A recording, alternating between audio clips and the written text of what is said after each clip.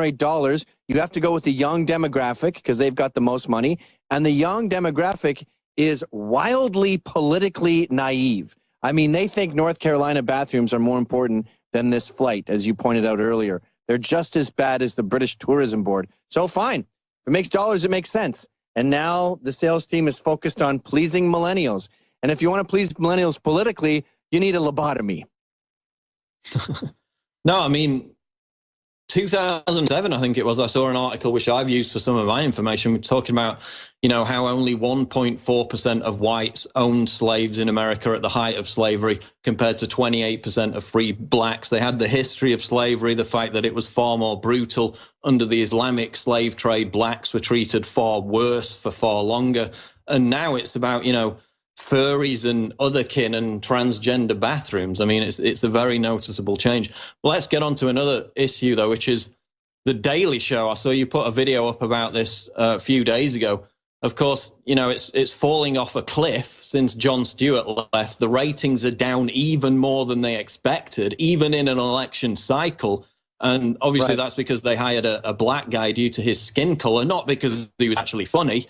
But a lot of leftists, they still get their news from The Daily Show. They still get their cultural narrative from The Daily Show. You went on there to talk about women's soccer. Tell us what happened.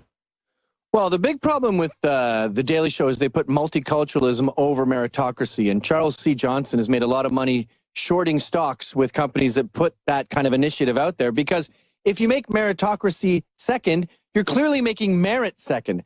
So they hired this guy, a bunch of women hired Trevor Noah because he's half black and South African and they love Obama, and he's incompetent. And so this show now is just diversity-driven madness with this huge liberal agenda. And when they asked me to talk about my article about women's soccer, I thought, you know what? Let's walk into the wood chipper. I know what they're going to do, but let's see it from the inside. And it was way worse than I thought. What I saw from the inside was a bunch of questions. We had a very cantankerous discussion. And I was telling him he's got to lose his tone. They brought my daughter in. I said, if you ever do that, I'll wring your neck. I said that you can't patronize someone and pinch your brow when you're wrong and they're right. Patronizing only works when you're the person in control. And so, of course, they cut all that out, as I knew they would. And at one point, they asked me to name some soccer players. I don't know any American soccer players. So I made up some names, including the word Junebug. And after the show, actually, after I said that, he goes, oh, yeah. Those are some deep cuts. And then after the show, I go, that was a joke, right? There's no such soccer player as Junebug. And they go, oh, geez, I had no idea. Then in post, they edit in this sort of like face. And I noticed, by the way, when we were done the interview, they film him for a second doing faces like, and then sort of this like, oh, God, what an idiot this guy is. And then they make the Junebug thing, me going, Junebug? Is that a guy? And then he adds a VO going, you're going to have to do better than that, Gavin. You're 0 for 2 at this point. And you think, Jesus Christ, you have all this money, this giant staff, all these resources to frame the white male, and all you multiculturalists can do is take his joke and pretend it was serious. Even with all the odds in your favor, you still have to cheat. It's pathetic. And of course, the original debate was about the American women's soccer team wanting equal pay based on this claim that they were making more money than the male soccer players, correct? Yes, and the way you get to that figure is you narrow in all this data to basically one game where they held the World Cup and they did get unprecedented eyeballs. So in 2015, they had a fantastic year, and the way you argue that they deserve more money is to ignore everything before or since, which is a ridiculous thing with soccer when even in America, it goes back to the early 1900s, men's soccer. And women's soccer is brand new, and it's not as good, sorry. But the free market isn't good enough. They demand equality, and they're used to it in this country because we got Title IX in college making this fake socialist equality that just doesn't exist when you look at the market. I mean, it's a totally different, it's like a totally different sport. The level of skill and quality that goes into men and women's soccer. I mean, that's why there's such a huge disparity in the crowds. But final couple of minutes, your recent video, your latest one, you said that we were coming to the end of the social justice warrior hysteria phase. What do you mean by that? Well, they cried wolf one too many times, and now they've gone from, legitimate grievance where you go, okay, so what's going on here, to get lost. And people ask me for evidence of this, and I don't know. It's hard to quantify, millions of people's behaviors. But Black Lives Matter was really the straw that broke the camel's back, and we saw that these Mizzou protesters were all rich kids. And if you want a good example of how the tables have turned, look at the chalkening. Someone wrote Trump in chalk. They said they felt unsafe. Now, 7 months ago, a year ago, that person would have been provided with a safe space, and you could look at a movie of puppies. This year, this month, when this happened, everyone laughed their head off, and they started writing Trump in chalk all over the country. I would wager that a lot of people writing Trump in chalk didn't even support Trump that much. They just enjoyed the fact that it was making these liberal students go apoplectic. So we've come to the point now where it's funny, and these guys dug their own grave. I mean, Salon has a pedophile telling us what the proper terms to use to call him. So now it's funny to us. It's become amusing, and you're going to see a lot fewer people losing their jobs, and you're going to see a lot more liberals becoming pariahs. I mean, look at Gawker. They're done. Okay, final 40 seconds, Gavin. Just tell us how people can check out your content, how they can listen to the show. Okay, go to anthonycumia.com, which is also compoundmedia.com. The name was just changed. You can check my Twitter, Gavin_McInnes, McInnes. You've got streetcarnage.com, where I sort of amalgamate all this. And then the Canadian stuff, the Rebel videos at therebel.media. But again, it's all amalgamated on Twitter. Okay, there we go, Gavin. Thanks for joining. And you will be on next week, I believe, for an hour with Alex and Anthony Cumia. So be sure to look out for that. We'll be back. Final segment of The Alex Jones Show coming up, Infowars.com. CBS Detroit is reporting, can white kids grow up to be black? Some preschoolers think so. Can a person's race change over time? Yes, this is an actual news story, by the way. This is not The Onion. Can a person's race change over time? No. But preschoolers seem to think so. Really, maybe it's because their brains have been scrambled with this Portland College-style re-education about white guilt, which we're going to get onto in a second. But according to a University of Michigan study, white preschoolers often believe a person's race can change over time, and the youngsters can even believe they can grow up to become black adults.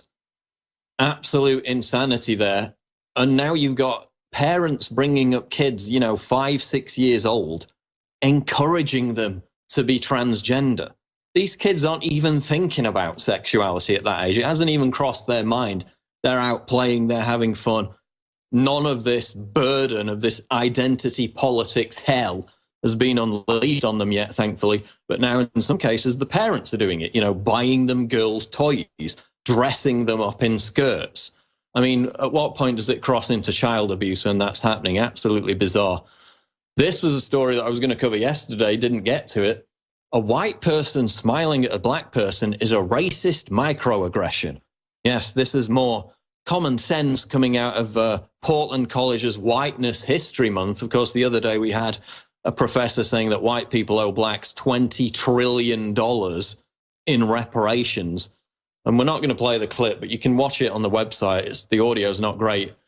But it's basically this professor and these two white students agonizing, being so uncomfortable in their own skin that they don't know how to react when they walk past a black person.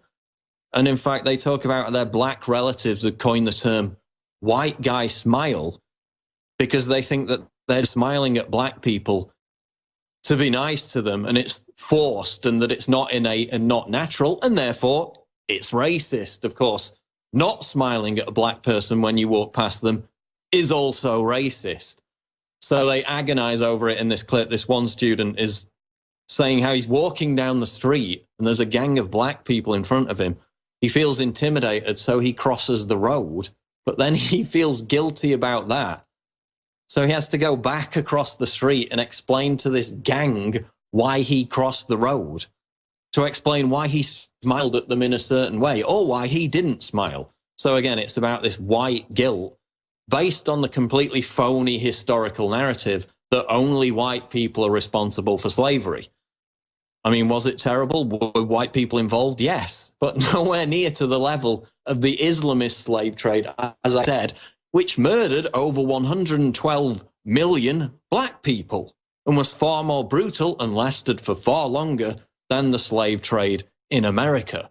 But you won't hear about that in universities because it doesn't promote the idea of white guilt, which is how they get power. Again, they set themselves up as the representatives of people of color, whether they've asked for it or not. And then you have to bow down, you have to admit your white guilt to them and give them more power. That's what it's all about. When you look at the facts, the complete actual historical narrative of slavery, you know, more whites were abducted and enslaved by Muslims than the number of blacks enslaved by whites. In fact, black people and white people were the main victims of the slave trade at the hands of Muslims. You know, the Chinese had slaves. Basically, everybody had slaves at one point or another in history. And in fact, only 6% of them went to America back during the height of slavery in America. The vast majority went to South America. But you don't get Brazilians and Argentinians being lectured all day about how racist they are and how they should feel deep white guilt. That's going to wrap it up for today's edition of The Alex Jones Show, but stay tuned for the 4th hour with more breaking news. And the big video on the Pope and his comments comparing ISIS to Jesus is coming up after the show, but that's going to wrap it up for me. Stay tuned for the 4th hour, Infowars.com. All right, it's the 4th hour. You just heard Paul Joseph Watson. Lots of good points. Had to tune into that one for sure. I'm Anthony Gucciardi. I'll be with you for the rest of the hour, and we've got a lot to talk about. I've got some news here today that's going to be very, very interesting. Also, we've got Joe Biggs coming up at the bottom of the hour, and we're going to play a special report in which he talks to a U.S. Navy SEAL. It kind of ties in with this article from the mainstream media. We could have been there. Squadron member speaks out on stalled Benghazi response.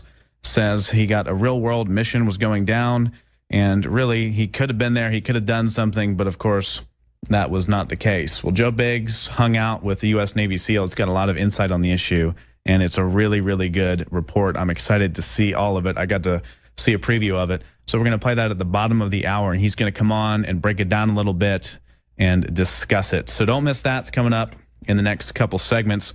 Also, we're going to talk about 5 banks sued in U.S. for rigging $9 trillion agency bond market. Basically how they screwed the American people.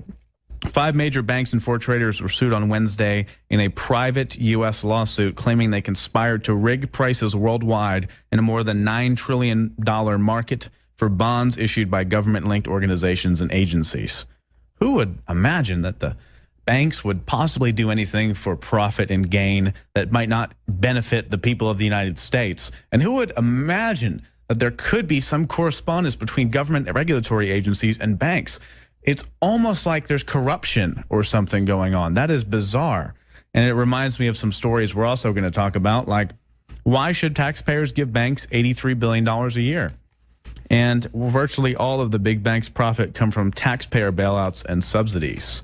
So, you know, that's something we talked about. I mean, I remember talking about that stuff in like 2013. Turns out the banks basically would break even without some of these bailouts. But we give them billions of dollars in taxpayer funding so they can make a profit because they got to pay their CEOs and they got to pay their executives. They got to make a profit. We're also going to talk about McDonald's fish scandal that just came out.